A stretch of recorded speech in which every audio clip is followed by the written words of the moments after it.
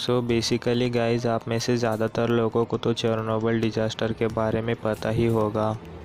इतना भयानक हादसा जिसने एक ही रात में पूरे गांव को मौत की नींद सुला दिया।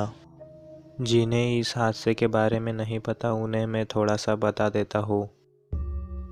सो ये टाउन था उस फैक्ट्री से कुछ ही दूरी पर, और यहाँ के सारे लोग अपने सारे काम निपटाकर सोने के लिए चले गए, पर उन्हें क्या पता था कि उनकी इस रात की कभी सुबह होगी ही नहीं।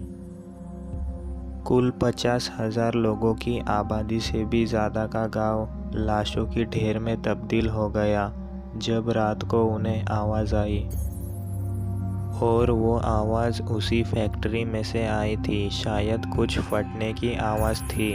ऐसा सोचकर वो लोग बाहर निकल के देखने लगे, और उन्हें आग दिखी जो उसी न्यूक्लियर पावर रिएक्टर में से, मतलब उसी फैक्ट्री में से जा रही थी आसमान की तरफ।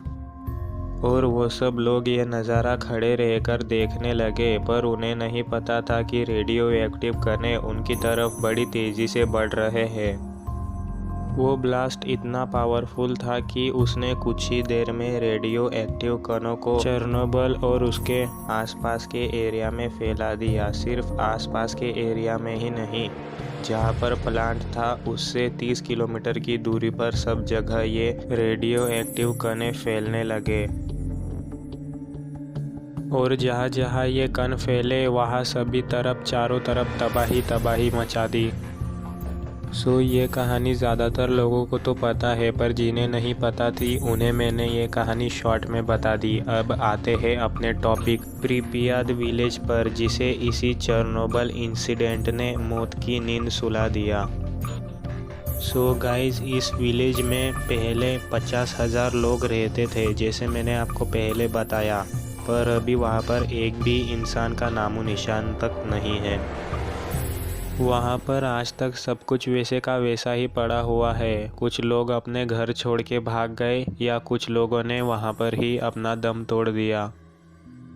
वहाँ की सारी चीज़ें आज भी रेडियो एक्टिव है। अगर आप वहाँ पर जाके किसी भी चीज़ को हाथ लगाएंगे तो आपके बॉडी सेल्स डैमेज होना चालू हो जाएंगे। ये शहर कोई छोटा शहर नहीं था, बहुत बड़ा शहर था, और इसीलिए यहाँ पर बहुत बड़ी तबाही हुई। इस शहर में उस ज़माने में बहुत बड़े बड़े हॉस्पिटल्स, बिल्डिंग्स और थीम पार्क्स थे जो आसपास के किसी अच्छे खासे शहर में भी नहीं थे। बट ये सब आज वीरान हैं, बस इसी एक इंसिडेंट के वजह से। इस इतने बड़े विलेज में रात को जाने का तो सवाल पैदा ही नहीं होता। ये इतना बड़ा है तो यहाँ पर कितने लोग मर गए होंगे, और उनकी आत्मा यहाँ पर आज भी घुमा करती होगी। गाइस, आप सोचकर देखो, इतना बड़ा शहर और यहाँ पर इतने हज़ारों लोग रहते थे, सब रातों रात वीरान हो गया।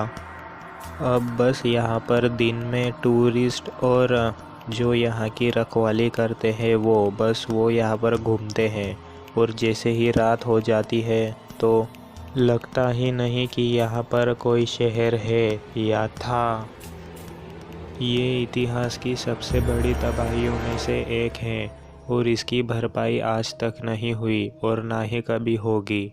और अब देखिए रियल फोटोज़ उस फैक्ट्री के, या फिर उस न्यूक्लियर पावर रिएक्टर के जहाँ पर विस्फोट हुआ था।